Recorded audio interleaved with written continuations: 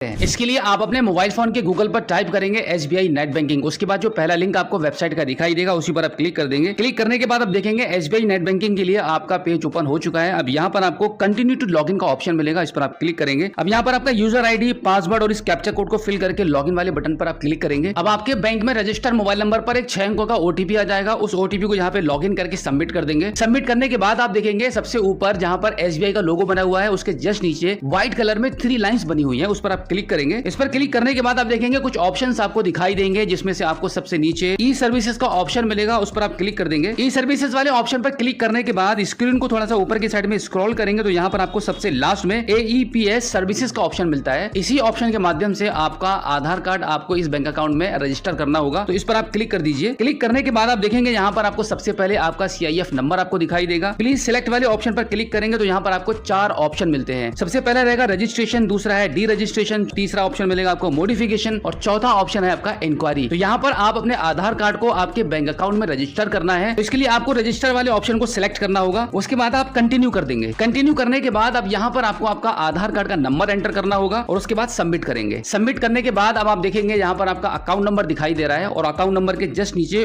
On us of us flag आपको दिखाई दे रहा है। सिलेक्ट वाले ऑप्शन पर क्लिक करेंगे तो यहाँ पर आपको 2 ऑप्शन मिलते हैं। पहला ऑप्शन रहेगा ऑन अस और दूसरा है on us end of us. इसका मतलब है कि अगर आप ऑन अस वाले ऑप्शन को सिलेक्ट करके आगे बढ़ेंगे तो इसका मतलब रहेगा कि आप सिर्फ स्टेट बैंक ऑफ इंडिया के CSP पॉइंट से ही आधार कार्ड के माध्यम से निकासी कर सकते हैं। अगर आप चाहते हैं कि अदर बैंक के पोर्टल से भी आप पैसा निकाल पाए आधार कार्ड के माध्यम से, तो उसके लिए आपको on us end of us दोनों वाले ऑप्शन को सिलेक्ट करना होगा। तो हम सेकंड वाले ऑप्शन को चूज कर लेते हैं। उसके बाद अब यहाँ पर आपको लिमिट सेट करनी होगी। सबसे पहले वाले ऑप्शन में आप देख रहे हैं AEPS ऑन अस लिमिट। यहाँ पर आप मैक्सिमम 30,000 रुपए तक की लिमिट को सेट कर सकते हैं। इसका मतलब रहेगा कि आप कभी भी स्टेट बैंक ऑफ इंडिया के CSP पॉइंट पर पैसा निकालने के लिए जाते हैं तो आपका मैक्सिमम एक बार में आधार कार्ड के माध्यम से 30,000 रुपए तक का कैश विड्रॉल हो जाएगा। और दूसरा वाला ऑप्शन आपको मिलता है AEPS ऑफ अस लिमिट। यहाँ पर आपको मैक्सिमम 10,000 रुपए तक की लिमिट सेट करने के लिए ऑफर मिलता है। इसका मतलब है कि SBI CSP पॉइंट के अलावा किसी भी अदर बैंक या किसी भी प्राइवेट कंपनी के पोर्टल पर पैसा निकालने के लिए जाएंगे तो वहां पर आप मैक्सिमम आपका सिर्फ 10,000 ही निकलेगा। ये लिमिट्स RBI की तरफ से सेट की गई है, तो यहाँ पर आप अपने अकॉर्डिंग मैक्सिमम और मिनिमम जो भी आप लिमिट चाहें सेट कर सकते हैं। तो सबसे पहले वाले कॉलम में हम यहाँ पर 30,000 लिमिट सेट कर देते हैं और दूसरे वाले कॉलम में मैक्सिमम 10,000 लिमिट को यहाँ पे हम टाइप कर देते हैं। इस प्रकार से लिमिट अमाउंट एंटर करने के बाद आप फाइनली रजिस्टर वाले ऑप्शन पर क्लिक करेंगे। रजिस्टर वाले ऑप्शन पर क्लिक करने के बाद आपका आधार कार्ड आपके बैंक अकाउंट से रजिस्टर करने की रिक्वेस्ट चली जाएगी और मैक्सिमम 24 घंटे का अब आपको वेट करना पड़ेगा और उसके बाद आपका आधार कार्ड आपके बैंक अकाउंट से रजिस्टर हो जाएगा, यानी कि आपकी AEPS सर्विस को बैंक के द्वारा इनेबल कर दी जाएगी।